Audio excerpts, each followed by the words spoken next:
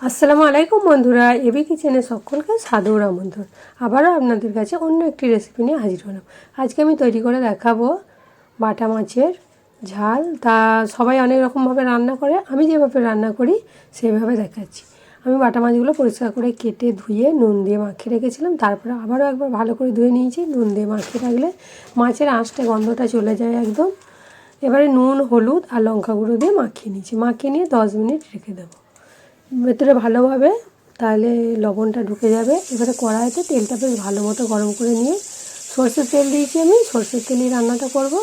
তো ভালো করে ভেজে নিচ্ছি। মাজা কড়া হলে কি করতে হবে, প্রথমে কড়াটাকে বেশ ভালো মতো গরম করতে হবে, বা তেলটাকে দিয়েও খানিকক্ষণ গরম করে নিতে হবে। তাহলে কী হবে, কড়াতে এই মাছ ভাজলে আর চিটিয়ে যাবে না।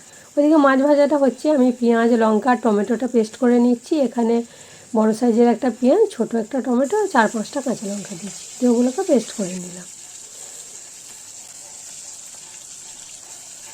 মাছগুলো এবারে আমি উল্টে দিচ্ছি। কড়াটা জ্বলিয়ে নিয়েছিলাম বলে একটুও লাগেনি, নাহলে কী হতো, মাছগুলো লেগে যেত ভাজতে গিয়ে। মাছটা ভালো মতো ভাজা হয়ে গেছে, আমি এবারে তুলে নিচ্ছি প্লেটে।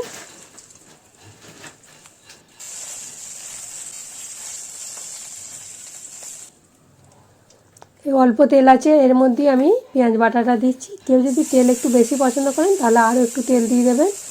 আমাদের তেলটা অল্পই খায় এমনি তরকারিতে।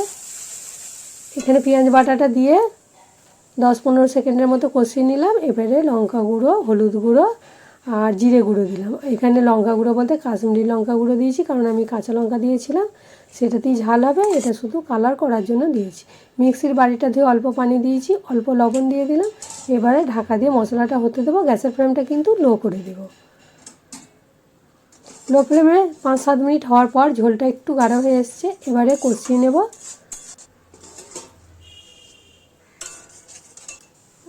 কষানোর পরে যে ঝোলটা একদম শুকনো মতো হয়েছে, কষিয়ে নিয়ে অল্প যতটা পানি দেবো ততটা পানি দিয়ে দিলাম। এবারে ঢাকা দিয়ে ফুটতে দেব। ফুটে গেছে, এবারে আমি ভেজে রাখা মাছগুলোকে দিয়ে দেবো একে একে। আমি এইভাবে রান্না করি, দেখলেন তো বন্ধুরা, খুব সহজেই আমার মাছ রান্না হয়ে গেল। তাহলে আপনারা কে কীভাবে রান্না করেন অবশ্যই কমেন্ট করে জানাবেন।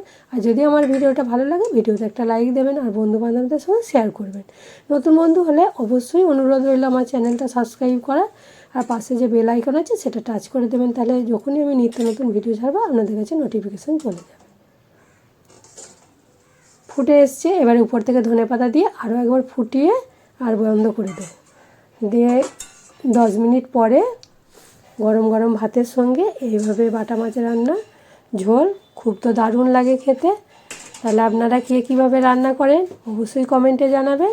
আর আমার রান্নাটা পছন্দ হলে আরও একবার বলছি, তাহলে লাইক, কমেন্ট, শেয়ার করবেন। আজকে এই পর্যন্তই, আবার অন্য রেসিপি নিয়ে হাজির হব। সবাই ভালো থাকবেন, সুস্থ থাকবেন, সাবধানে থাকবেন। খোদা হাফেজ।